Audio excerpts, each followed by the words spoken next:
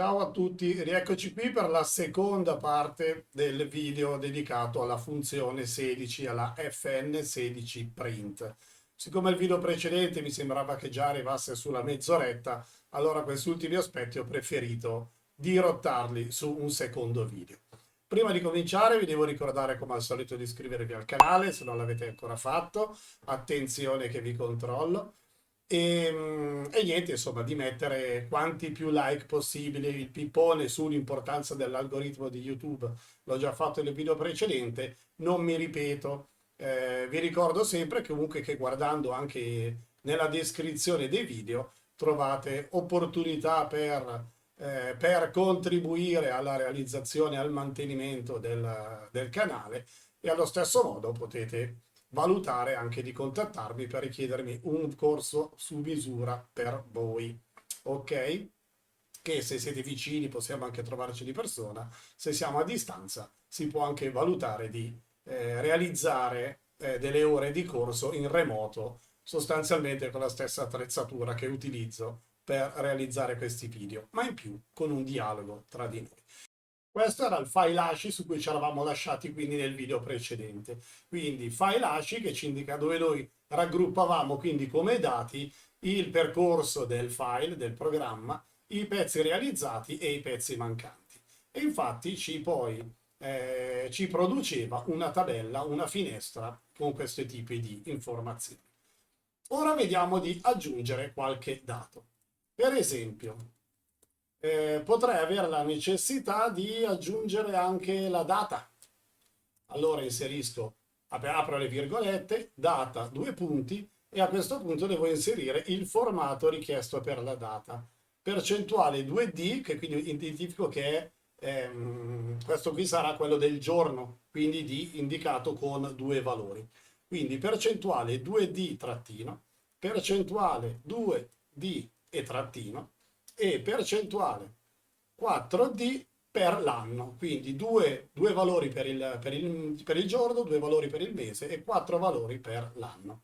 A questo punto qui io chiuderò le virgolette, inserisco la virgola e quindi poi proseguo con le mie informazioni che sono quindi day, month e year. Here 4 devo indicare perché ho scelto la data con l'anno in 4, con 4 valori, con 4 cifre. Ok? Nella speranza che sia tutto corretto, ora ritorno nel programma nostro principale e vediamo quindi cosa accade. Quindi lo mettiamo in esecuzione, diamo uno start, ok. Quindi ci si è aggiunto anche il valore identificativo della data. E allora adesso torniamo nel nostro file ASCII e dopo la data inseriamo che vogliamo visualizzare anche l'ora. Quindi avrò sempre le virgolette da aprire, separo un po' appunto per una questione grafica della tabella che preferisco vederla così, anche per visualizzare ore, minuti e secondi sarà sempre un percentuale, 2D perché sarà sempre espresso con due valori, metto due punti che è molto più consono per identificare l'orario rispetto al trattino, quindi percentuale 2D, due punti, percentuale 2D, due punti e percentuale di nuovo 2D se proprio volessi anche memorizzare i secondi. Chiudo le virgolette, virgola, e quindi queste qui saranno la mia ora, minuti e secondi. Chiudo la linea con il punto e virgola. Ora ritorniamo nel programma principale, richiamiamocelo nell'editing, diamo start. Ok, vedete che adesso abbiamo tutti i dati che abbiamo inserito, per fortuna senza errori di sintassi. Ora, questi valori, magari di visualizzare la data e l'ora quando siamo sul bordo macchina, poco ci importa. Però in realtà se volessimo invece raccogliere dei dati per poi esportarli in un file di testo in modo che possa essere poi archiviato come storico, proprio come memoria di quando il pezzo numero tal dei tagli è stato realizzato, proprio come giorno, mese, anno e ora.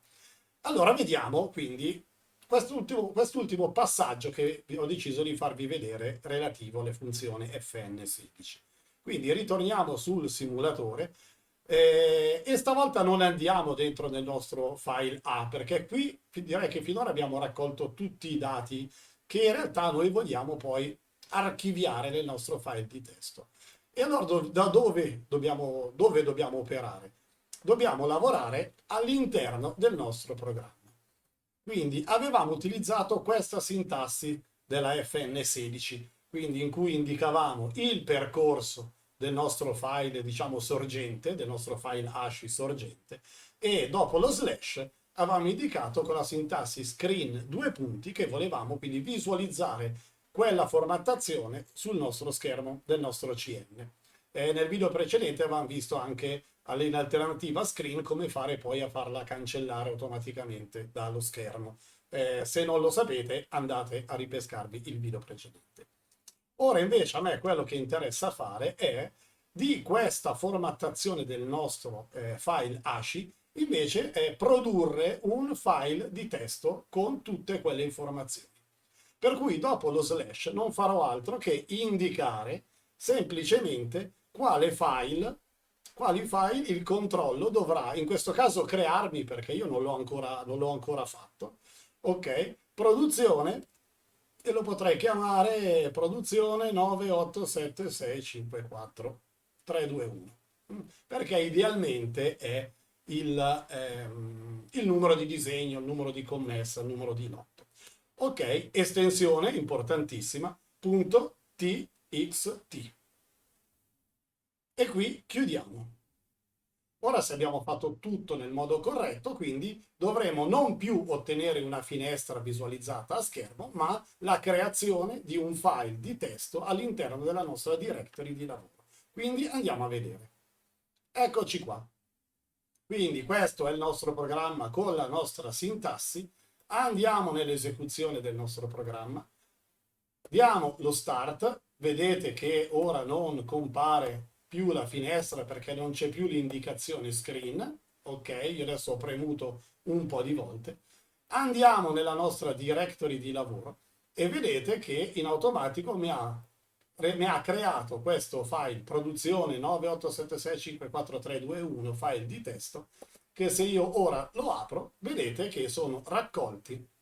Quindi ora su orari assolutamente ridicoli perché ho dato proprio 4 start molto ravvicinati, però vedete che abbiamo quindi salvato tutti questi valori in un file di testo.